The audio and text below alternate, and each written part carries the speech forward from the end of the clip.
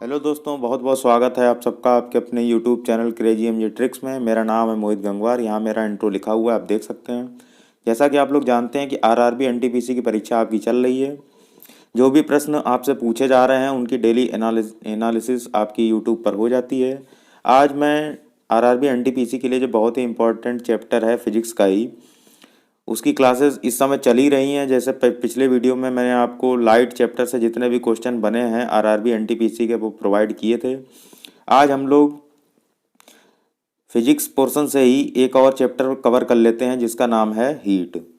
ये ऊष्मा या हीट से भी कभी प्रश्न पूछे गए हैं आरआरबी एनटीपीसी में पिछले वर्षों में, तो उसके क्वेश्चनों को आज हम लोग डिस्कस कर लेते हैं। अगर चैनल पर नए हैं, चैनल को सब्सक्राइब नहीं किया है तो सब्सक्राइब कर लीजिए और बेल आइकन दबाइए। आगे बढ़ते हैं, देखते हैं पहला प्रश्न इसमें क्या पूछा गया है। तो ये प्रश्न आपसे पूछा गया है आरआरबी एनटीपीसी में, सेंटीग्रेड जो तापमान के माप का यूनिट है निम्नलिखित में से किस पर नामित है। मतलब ये हुआ कि जो सेंटीग्रेड पैमाना हम लोग यूज करते हैं वो किसके नाम पर उसको उसको रखा गया है, सेल्सियस या सेंटीग्रेड। चार विकल्प हैं, केल्विन, जीन पियर क्रिस्टिन, मार्टिन स्ट्रोमर या एंडर्स सेल्सियस। तो इसका जो सही विकल्प हो जाएगा जिसमें सेल्सियस आ जाए वर्ड, वही हमारा आंसर हो जाएगा। तो एंडर्स सेल्सियस इसका सही विकल्प हो जाएगा।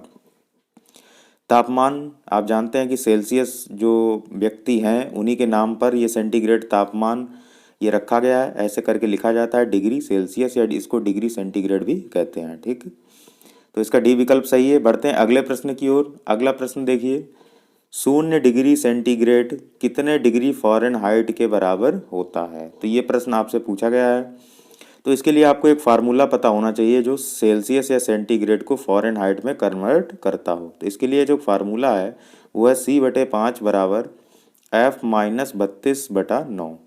तो यहाँ पर हमें देखिए 0 डिग्री दिया हुआ है, तो हम यहाँ पर C की जगह क्या रख देते हैं, 0 रख देते हैं। ये C की जगह 0 रख देते हैं। तो क्या हो जाएगा, 0/5 बराबर F-32/9। ठीक है, तो ये आपका क्या हो जाएगा, पूरा 0 हो जाएगा।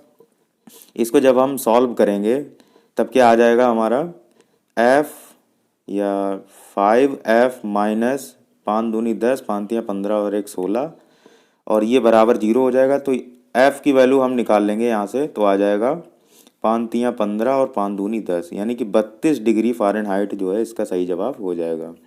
सिर्फ इस फार्मूले में आपको C बराबर 0 पुट करना था। ठीक, तो 0 डिग्री सेंटीग्रेड कहें या 32 डिग्री फ़ारेनहाइट कहें, एक ही बात है। ठीक, तो इसका डी विकल्प सही हो जाएगा। बढ़ते हैं अगले प्रश्न की ओर। अगला प्रश्न आपसे पूछा गया है कि मानव शरीर का औसत तापमान कितना होता है या कितना है।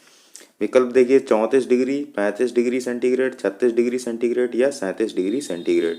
तो ध्यान रखेंगे कि मानव शरीर का औसत तापमान 37 डिग्री सेंटीग्रेड होता है। तो इसका डी विकल्प हमारा सही हो जाएगा। 37 डिग्री सेंटीग्रेड कह लीजिए या 98.6 डिग्री फ़ारेनहाइट कर लीजिए, दोनों एक ही बात है। अभी मैंने आपको फार्मूला भी बताया था कि अगर आपको सेंटीग्रेड को फ़ारेनहाइट में कन्वर्ट करना है तो C/5 बराबर F-32/9, ये आपका फार्मूला होता है। आपसे एक प्रश्न पूछा जाता है कि ऐसा तापमान बताइए जिसमें डिग्री सेंटीग्रेड और फ़ारेनहाइट दोनों बराबर होते हैं। तो इसके लिए आप C और F दोनों को बराबर कर लीजिए। तो आप जब इसको सॉल्व करेंगे तब आ जाएगा आपका C बराबर -40 डिग्री सेंटीग्रेड। ठीक है, तो -40 डिग्री ऐसा टेम्परेचर है जिसपे सेंटीग्रेड और फ़ारेनहाइट दोनों बराबर होते हैं। ठीक है, अगला प्रश्न है, जब मानव शरीर के तापमान में शरीर के सामान्य तापमान से लगभग 5.4 से 8 डिग्री फ़ारेनहाइट की कमी होती है तो इस स्थिति को किस रूप में जाना जाता है। विकल्प हैं आपके, वायरल, हाइपोथर्मिया, पायरेटिक या हाइपर पायरेक्सिया।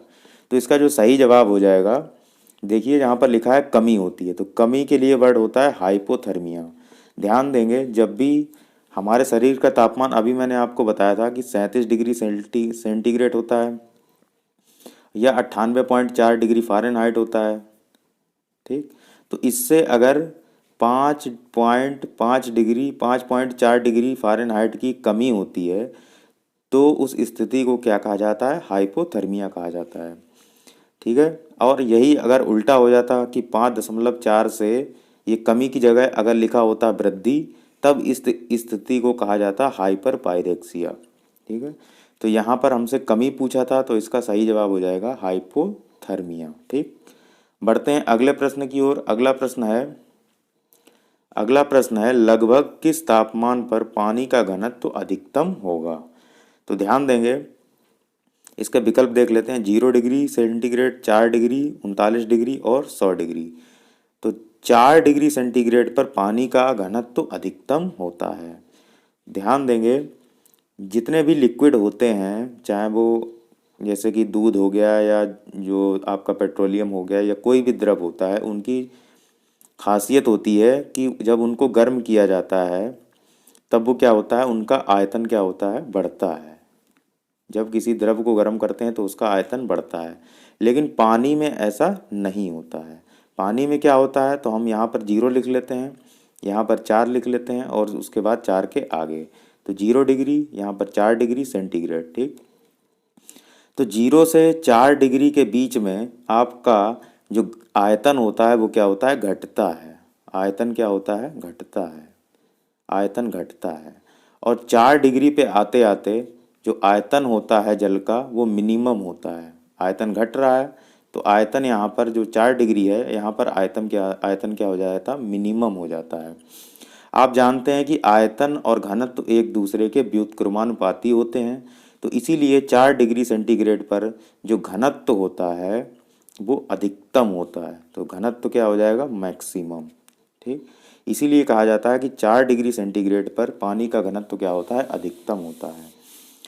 और 4 डिग्री के बाद जैसे आप जाएंगे तो घनत्व धीरे धीरे क्या होता है, कम होने लगता है, तो आयतन फिर बढ़ने लगेगा। यानी कि 4 डिग्री के बाद जैसे ही आप और गर्म करेंगे तब ये जो पानी है जो नॉर्मल लिक्विड की तरह व्यवहार करने लगता है। तो केवल 0 से 4 के बीच में जो पानी की जो नेचर है या पानी की प्रकृति है वो थोड़ी सी अलग दिखाई देती है, बाकी सब कुछ सेम रहेगा। केवल 0 से 4 के बीच में उल्टा हो जाता है अदर लिक्विड के कंपैरिजन में। ठीक है, समझ में आ गया होगा। 0 से 4 के बीच में हमेशा ध्यान रखेंगे आयतन क्या होता है, घटता है। और 4 डिग्री पे आते आते आयतन जो है सबसे कम हो जाता है, और आयतन सबसे कम होने का मतलब घनत्व तो क्या हो जाएगा, अधिकतम। तो 4 डिग्री पे घनत्व अधिकतम होता है और आयतन जो है मिनिमम होता है। ओके, बढ़ते हैं अगले प्रश्न की ओर। अगला प्रश्न आपसे पूछा गया है कि निम्नलिखित में से कौन सा विकल्प ऊष्मा का कुचालक है। विकल्प देखिए, लकड़ी, हीरा, पानी और माइका। तो कौन सा ऊष्मा का कुचालक है, तो लकड़ी जो होती है ये ऊष्मा की कुचालक होती है। तो कुचालक और सुचालक आपको पहले पता होना चाहिए। तो कुचालक का मतलब होता है जिसमें हीट फ्लो ना करे, यानी कि कुचालक का मतलब है जिसमें हीट या ऊष्मा प्रवाहित ना हो। हीट या ऊष्मा प्रवाहित ना हो, हीट या ऊष्मा प्रवाहित नहीं होती, उसी को हम लोग क्या कहते हैं, कुचालक कहते हैं। ध्यान देंगे, जो हीरा होता है वो विद्युत का कुचालक होता है। हीरा कार्बन का अपर रूप है और ये विद्युत का कुचालक है। लेकिन हीरा जो है वो ऊष्मा का सुचालक होता है। ठीक है, हीरा ऊष्मा का सुचालक होता है, विद्युत का क्या होता है, कुचालक होता है। जबकि ये जो माइका होती है या ये भी क्या होती है, कुचालक होती है। ये भी क्या है, कुचालक होती है। लेकिन हमसे पूछा था कि ऊष्मा का कुचालक कौन है, तो कौन सा सबसे अच्छा कुचालक है, तो लकड़ी जो है वो ज़्यादा कुचालक मानी जाएगी। ठीक है, समझ में आ गया होगा। हीरा जो होता है वो विद्युत का कुचालक होता है लेकिन ऊष्मा का सुचालक होता है। ऐसे ही इसको मैं मिटा के एक चीज़ और बता देता हूँ। जो कार्बन का एक और अपर रूप होता है ग्रेफाइट।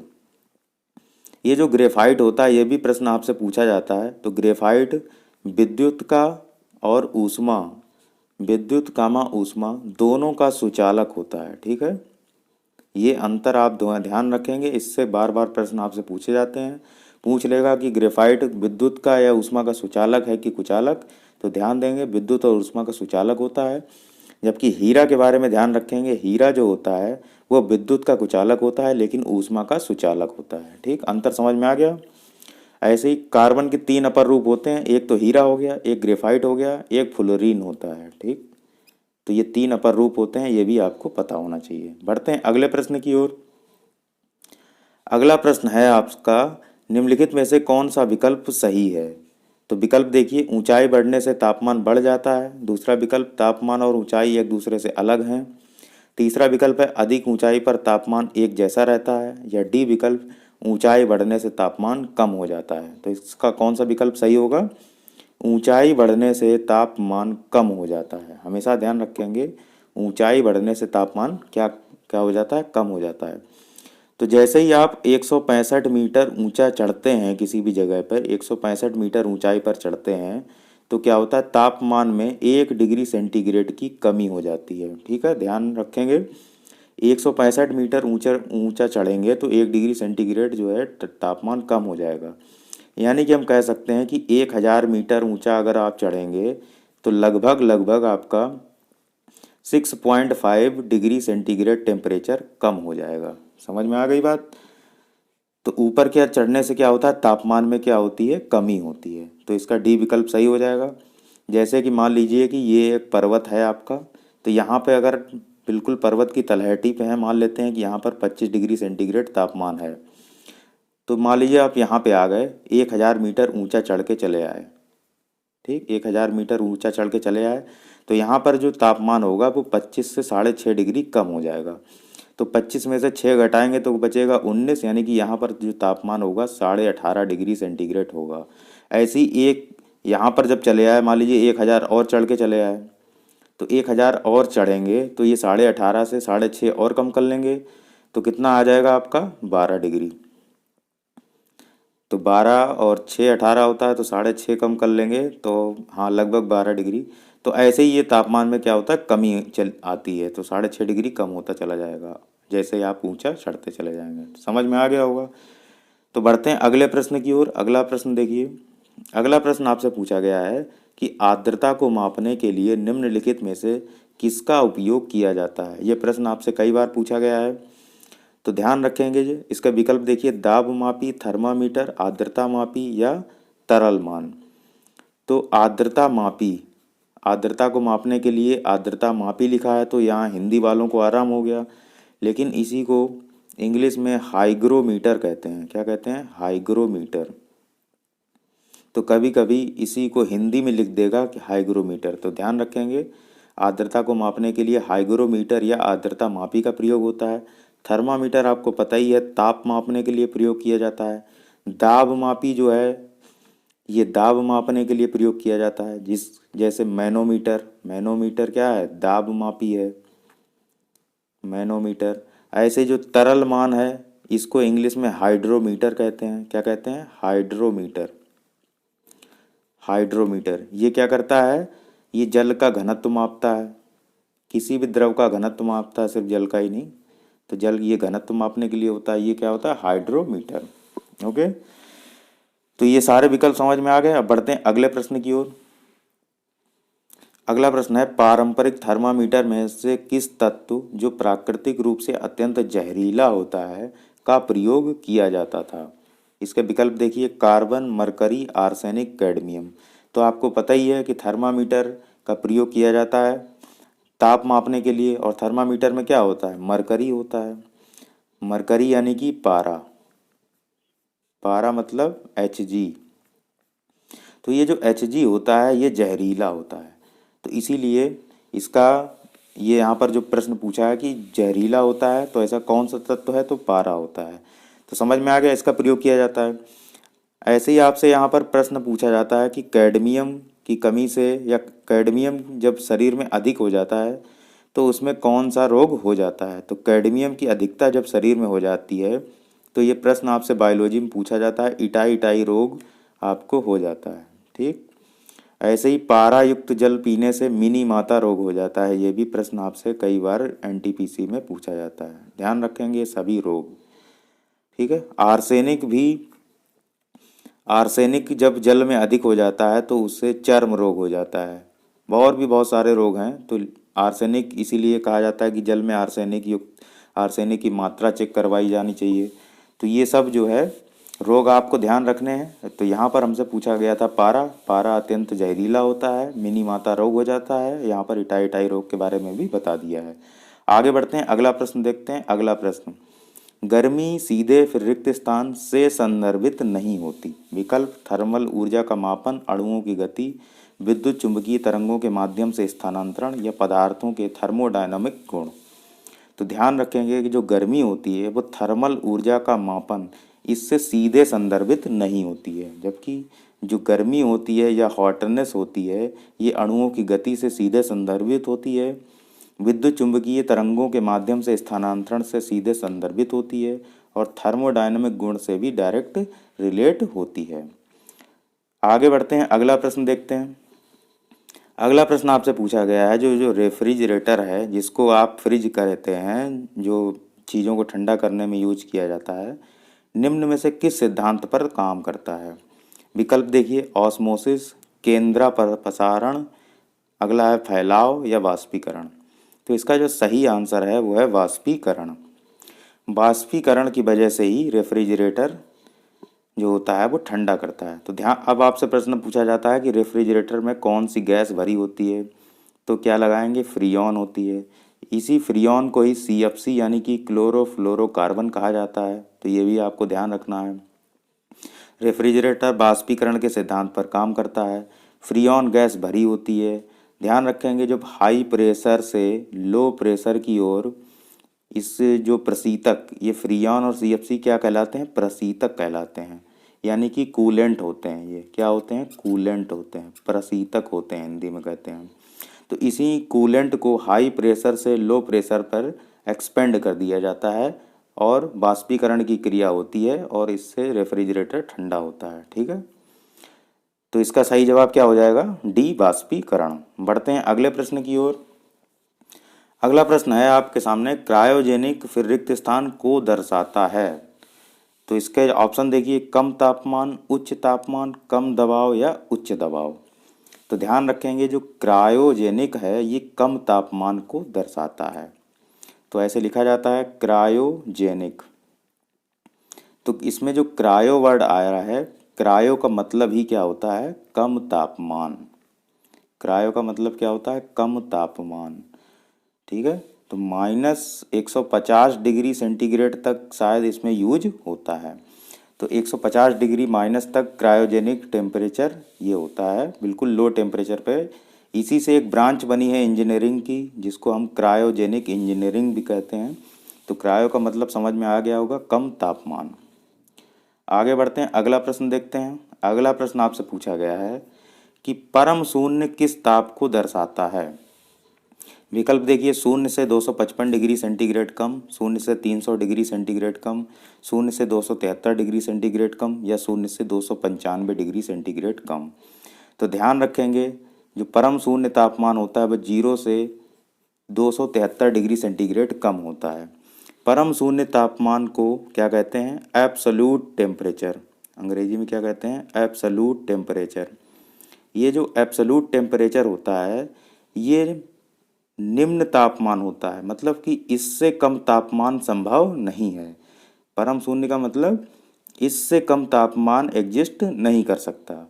तो परम शून्य तापमान समझ गए होंगे, 0 से -273 डिग्री सेंटीग्रेड कम, यानी कि हम कह सकते हैं -273 डिग्री सेंटीग्रेड, ये हो जाएगा आपका। और इसी को कहा जाता है 0 केल्विन। क्या कहा जाता है, 0 केल्विन। तो यहाँ पे आपसे 0 केल्विन भी पूछ सकता है, या -273 डिग्री सेंटीग्रेड भी पूछ सकता है। दोनों को ही परम शून्य तापमान कहा जाता है, यानी कि एब्सोल्यूट टेम्परेचर या परम शून्य तापमान कहा जाता है, परम शून्य। तो ध्यान रखेंगे, परम शून्य तापमान क्या है, -273 डिग्री सेंटीग्रेड या 0 केल्विन। समझ में आ गया। अब बढ़ते हैं अगले प्रश्न की ओर। अगला प्रश्न है, पर्सी स्पेंसर द्वारा आविष्कृत प्रथम व्यावसायिक रूप से उपलब्ध आधुनिक माइक्रोवेव ओवन को कहा जाता है। क्या कहा जाता है, विकल्प, रॉडारेंज, रेथियान, तप्पन, या आमना। तो पर्सी स्पेंसर द्वारा आविष्कृत प्रथम व्यावसायिक रूप से उपलब्ध माइक्रोवेव ओवन को रॉडारेंज कहा जाता है। तो ये अभी चल रहा है पर्सी, ये आदम जो माइक्रोवेव इस समय चल रहे हैं उनको क्या कहा जाता है, रॉडर रेंज। तो इसका ए विकल्प सही हो जाएगा। बढ़ते हैं अगले प्रश्न की ओर। अगला प्रश्न देखिए। अगला प्रश्न आपसे पूछा गया है कि माइक्रोवेव ओवन में धातु के बर्तन की जगह चीनी मिट्टी के बर्तन का उपयोग करना चाहिए क्योंकि। तो माइक्रोवेव ओवन जिससे खाना गर्म होता है, खाना पकता है, तो उसमें धातु के बर्तन की जगह चीनी मिट्टी के बर्तन का प्रयोग क्यों करना चाहिए। अब विकल्प देखिए। जो चार्ज होता है वो धातु की सतह पे जमा हो सकता है और झटका लगने का खतरा रहता है। दूसरा विकल्प, चीनी मिट्टी के बर्तन ऊष्मा के कंडक्टर होते हैं और इसीलिए भोजन जल्दी पक जाता है। तीसरा विकल्प है, धातु के बर्तन को रासायनिक प्रक्रिया से गुजरना पड़ सकता है जो भोजन खराब होने का कारण बन सकता है। या चौथा विकल्प, चीनी मिट्टी के बर्तन धातु के कंटेनर की तुलना में सस्ते होते हैं। तो इसका जो सही जवाब हो जाएगा ऑप्शन नंबर ए। ध्यान रखेंगे, अगर आप धातु के बर्तन को यूज करेंगे चीनी मिट्टी के जगह पे, तो धातु का बर्तन है तो उसमें क्या होगा, फ्री इलेक्ट्रॉन्स होते हैं, क्योंकि मेटल में क्या होते हैं, फ्री इलेक्ट्रॉन होते हैं, यानी कि उसमें चार्ज होता है। तो वो चार्ज धातु की सतह पे जमा हो सकता है और उस पर झटका लगने का खतरा रहता है, यानी कि करंट आपको लग सकता है। तो झटके से बचने के लिए आपको क्या करना चाहिए, चीनी मिट्टी के बर्तन का प्रयोग करना चाहिए माइक्रोवेव ओवन में। समझ में आ गया। बढ़ते हैं अगले प्रश्न की ओर। अगला प्रश्न है, एक अभिकथन दिया हुआ है, कारण दिया हुआ है। आपको अभिकथन पढ़ना है और कारण पढ़ना है और नीचे दिए गए विकल्पों में से सही विकल्प चुनना है। ठीक, तो अभिकथन क्या दिया हुआ है, ये देखा गया है कि जो भैंस होती है बुफैलो, ये गर्मियों के दौरान पानी में रहना पसंद करती है। ठीक है। कारण देखिए, पानी में रहने से गर्मियों में शरीर ठंडा रहता है। तो ये एक कथन दिया हुआ है, ये कारण दिया हुआ है और इसी के आधार पर चार विकल्प दिए हैं कि अभिकथन और कारण दोनों सही हैं, लेकिन कारण अभिकथन की उचित व्याख्या नहीं है। इस तरीके से चार विकल्प बना दिए हैं। तो इसमें क्या होता है, जो भैंस होती है ये क्या होती है, काले रंग की होती है, काली होती है भैंस। आप ध्यान रखेंगे, जो काला रंग होता है ये ऊष्मा का अवशोषक होता है। क्या होता है, ऊष्मा का अवशोषक होता है।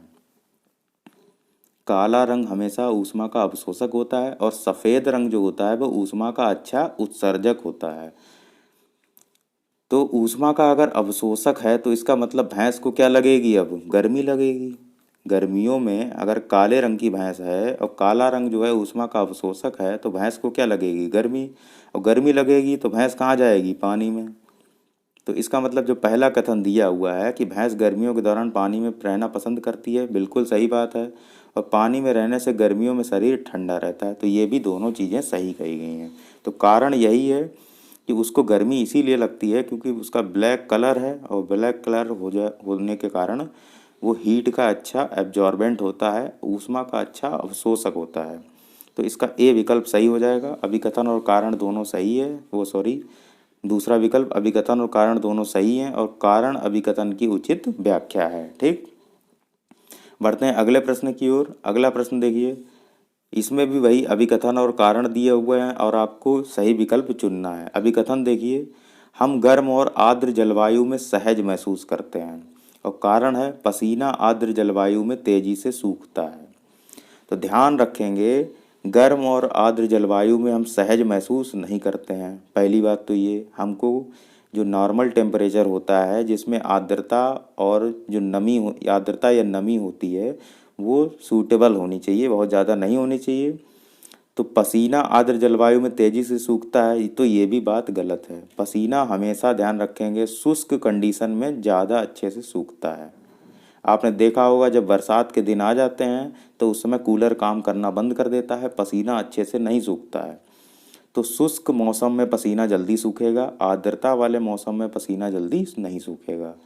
तो इसमें अभिकथन और कारण दोनों यहाँ पर गलत हो जाएंगे, तो डी विकल्प हमारा सही हो जाएगा। ठीक है, ना तो अभिकथन सही है ना कारण इसका सही है, दोनों चीज़ें गलत हैं।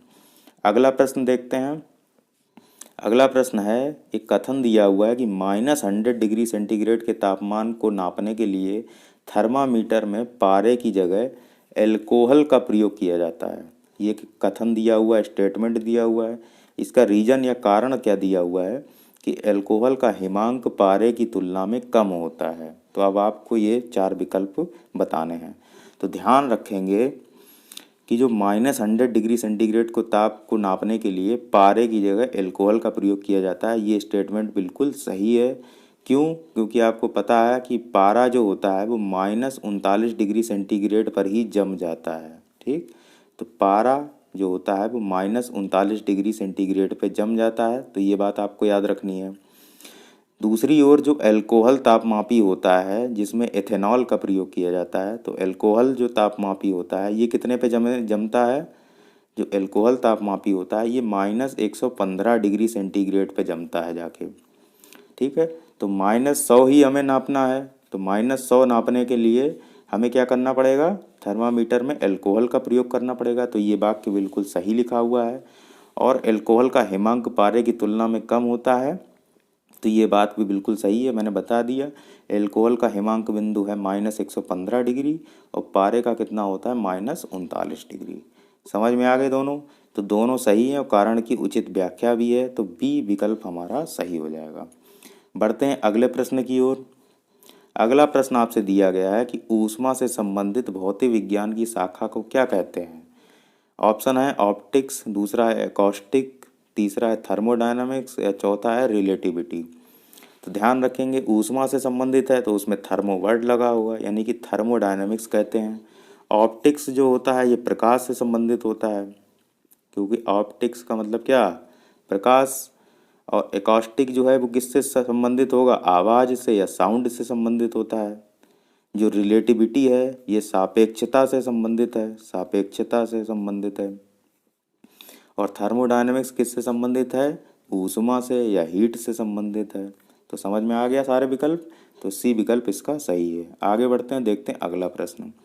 अगला प्रश्न दिया है उस प्रक्रिया का क्या नाम है जिसमें गैस सीधे ही ठोस वस्तु में परिवर्तित हो जाती है? तो इसके ऑप्शन देखिए, सब्लिमेशन, डिपोजिशन, कंडेंसेशन और इवेपोरेशन। तो ध्यान रखेंगे गैस जो है सीधे ठोस वस्तु में परिवर्तित हो जाती है, इस प्रक्रिया को डिपोजिशन कहते हैं। क्या कहते हैं? डिपोजिशन कहते हैं। अगर यहीं इसका जो उल्टा होता है कि कोई भी वस्तु जो है ठोस से सीधे जब गैस में परिवर्तित हो जाती है, ठोस से गैस में परिवर्तित हो जाने की क्रिया को क्या कहते हैं? सब्लिमेशन कहते हैं। जैसे कि आपने आयोडीन का उदाहरण पढ़ा होगा कि आयोडीन होती है या कपूर होता है, वो सीधे सीधे वाष्प में परिवर्तित हो जाता है जब आप उसको गर्म करते हैं। ऐसे ही जो कंडेंसेशन होता है इसको हिंदी में संघनन कहते हैं। संघनन, संघनन का मतलब क्या होता है कि जो वाष्प है ये सीधे किस में पर कन्वर्ट हो जाए? द्रव में। वाष्प से द्रव में कन्वर्ट होने की प्रक्रिया को क्या कहते हैं? संघनन कहते हैं। इवेपोरेशन किसको कहते हैं? वाष्पीकरण होता है या बाष्पोत्सर्जन कहते हैं इसको। बाष्पोत्सर्जन कहते हैं इसमें। तो इसमें क्या होता है? द्रव से गैस में बदलने की प्रक्रिया को क्या कहते हैं? बाष्पोत्सर्जन कहते हैं। लेकिन ध्यान रखेंगे कि बाष्पोत्सर्जन में आपको अलग से ऊष्मा की आवश्यकता होती है, अलग से ऊष्मा की आवश्यकता होती है। तो बाष्पोत्सर्जन का उदाहरण क्या है? जैसे पेड़ जो होते हैं वो अपने पत्तियों से वाष्प का या जल का उत्सर्जन करते रहते हैं।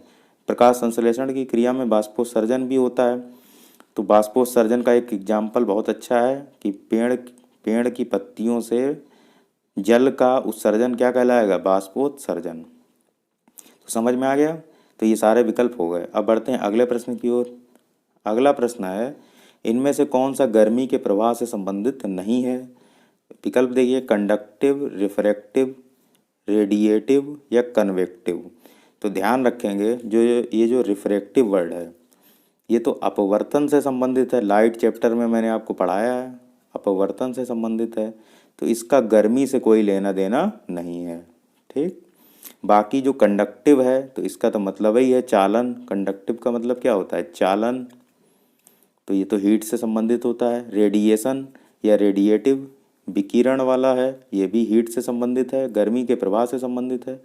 कंडक्टिव भी ऐसे ही है, तो ये कन्वेक्टिव है, तो ये भी हीट से संबंधित होता है। तो रिफ्रैक्टिव का कोई संबंध गर्मी से नहीं है। ठीक, अगला प्रश्न आपसे पूछा गया है हिमीकरण तापमान पर पानी के पाइप फट क्यों जाते हैं? तो इसका कारण आपसे विकल्प में दिया हुआ है, एक्सपेंशन, कॉन्ट्रैक्शन, ह्यूमिडिफिकेशन या प्रेसिपिटेशन। तो ध्यान रखेंगे एक्सपेंशन की वजह से हिमीकरण तापमान का मतलब वही 0 डिग्री सेंटीग्रेड जिस पर जल जो है जमता है, तो इस पर पानी के पाइप जो है फट जाते हैं। तो मैंने अभी आपको रीजन बताया था कि जैसे मान लीजिए कि ये 0 डिग्री है, यहाँ पर 4 डिग्री है और यहाँ पर 4 से आगे है, कुछ भी मान लेते हैं, कोई दिक्कत नहीं है। अभी मैंने आपको बताया था कि जैसे आप 0 डिग्री से 4 डिग्री की ओर बढ़ते हैं तो क्या होता है, आयतन में क्या होती है, कमी आती है। आयतन में क्या आती है, कमी आती है। तो इसका जब उल्टा करेंगे, जब 4 डिग्री से 0 डिग्री सेंटीग्रेड पर बढ़ेंगे तो आयतन में क्या आएगी, बड़ी आयतन में वृद्धि होने लगेगी। अभी बताया था ना, 0 से 4 डिग्री पे जाएंगे तो आयतन में कमी होगी, यानी कि v घटेगा, और 4 से 0 पे आएंगे तो आयतन बढ़ेगा। तो आयतन बढ़ेगा, और आपको पता है कि जब ठंड है तो पाइप क्या होगा, अब आपस में सिकुड़ना चाहेगा, पाइप सिकुड़ेगा और इसके अंदर का जो जल है ये फैलना चाहेगा। तो इसका परिणाम क्या होगा, पाइप क्या हो जाएगा, फट जाएगा। तो इसका कारण समझ में आ गया, एक्सपेंशन। तो पानी जो है फैलना चाहेगा, क्योंकि इसका जो तापमान है 0 डिग्री की ओर बढ़ना चाह रहा है, तो 4 डिग्री से 0 डिग्री की ओर जैसे जैसे आप तापमान घटाते चले जाएंगे आयतन बढ़ने लगेगा, आयतन बढ़ेगा तो पाइप फट जाएगा। ओके, आगे बढ़ते हैं, अगला प्रश्न देखते हैं। अगला प्रश्न है, गर्म शीशे को धीमे धीमे ठंडा करने की प्रक्रिया को क्या कहते हैं। तो ये आपने पढ़ रखा होगा, विकल्प देखिए, एनियलिंग, ह्यूमिडिफिकेशन, कंडेंसेशन या डिकेंटेशन। तो इसका जो सही जवाब होता है क्या होता है, एनियलिंग। तो आपको जब मैं केमिस्ट्री में पढ़ाऊँगा, आपको ग्लास पढ़ाऊँगा, तो उसमें आपको ये प्रोसेस भी बताऊँगा। एनियलिंग क्या होता है, किसी भी गर्म चीज़ को धीमे धीमे ठंडा करने की प्रक्रिया को ही क्या कहते हैं, एनियलिंग कहते हैं। समझ में आ गया, तो इसका ए विकल्प हमारा सही हो जाएगा। बढ़ते हैं लास्ट प्रश्न की ओर। लास्ट हमारा जो आज का प्रश्न है, आपसे एक स्टेटमेंट दिया हुआ है, कारण दिया हुआ है, हमें बताना है कि इसमें से कौन सा कथन सही है और कारण सही है। तो इस तरीके से 4 विकल्प दिए हुए हैं। अब विकल्प देख, ये कथन देखिए, स्टेटमेंट देखिए, हम सर्दियों में सफ़ेद कपड़े पहनना पसंद करते हैं। तो ये कथन दिया हुआ है और इसका कारण दिया हुआ, सफ़ेद कपड़े ऊष्मा के अच्छे परावर्तक होते हैं। तब आप अब इसमें से 4 विकल्प आपको बताने हैं। तो आप ये बताइए कि सर्दियों में सफ़ेद कपड़ा कोई पहनना पसंद करता है, बिल्कुल गलत बात है। सर्दियों में कभी भी सफ़ेद कपड़े नहीं पहनने चाहिए, क्योंकि सफ़ेद कपड़े, अभी मैंने बताया था कि सफ़ेद कपड़े जो होते हैं वो ऊष्मा के अच्छे क्या होते हैं, परावर्तक होते हैं। ठीक है, अब ऊष्मा को परावर्त कर देगा, रिफ्लेक्ट कर देगा, तो हमें तो और ज़्यादा ही ठंडी लगेगी, जबकि हमें ठंडियों में गर्मी चाहिए। तो हम ऊष्मा को परावर्तन या ऊष्मा को वापस भेजना थोड़ी ना चाहेंगे, हम चाहेंगे कि हीट हमारे अंदर ही रहे। तो हम सफ़ेद कपड़े पहनना तो बिल्कुल नहीं पसंद करते हैं। तो ये कथन हमारा गलत हो गया। कारण देखिए, सफ़ेद कपड़े ऊष्मा के अच्छे परावर्तक होते हैं, तो ये बात बिल्कुल सही लिखी हुई है। अभी ये मैंने आपको बता भी दिया कि जो सफ़ेद कपड़े होते हैं वो ऊष्मा के अच्छे परावर्तक होते हैं। तो कथन हमारा गलत है और कारण हमारा सही है। ठीक है, तो कथन और कारण दोनों सही हैं, कथन और कारण दोनों गलत हैं। तो ये अभी कथन और कारण दोनों सही हैं, तो इसमें एक ऑप्शन और बढ़ जाना चाहिए, कथन सही है, कारण गलत है। ठीक है, कथन आपका गलत हो जाएगा और जो कारण है ये क्या हो जाएगा, सही हो जाएगा। बस यही वाला आंसर रहेगा, ये विकल्प रहेगा। ये विकल्प टाइपिंग करने पे मिसप्रिंट हुआ है, कथन गलत है, कारण सही है। ओके, बढ़ते हैं अगले प्रश्न की ओर। अगला प्रश्न तो हो ही गया, मतलब ये लास्ट ही था। तो कैसा लगा आपको ये वीडियो, कमेंट करके ज़रूर बताइएगा। और अगर वीडियो पसंद आया हो, पढ़ाना सही लग रहा हो, कंटेंट सही लग रहा हो, तो इसको दोस्तों के साथ शेयर कर दीजिएगा। वीडियो देखने के लिए आपका बहुत बहुत धन्यवाद। चैनल को सब्सक्राइब जरूर कर लीजिए और हिंदी माध्यम के जितने भी बच्चे हैं उनको भी बताइए कि यहाँ पर क्या पढ़ाया जा रहा है। बिल्कुल आपको ऑथेंटिक जो भी सोर्स है उससे आपको ज्ञान प्रोवाइड कराया जा रहा है। तो ऐसे ही आरआरबी एनटीपीसी का एग्ज़ाम एकदम धुआं बनाते रहिए, और मिलते हैं अगले वीडियो में एक नए टॉपिक के साथ। तब तक के लिए बाय बाय, टेक केयर, जय।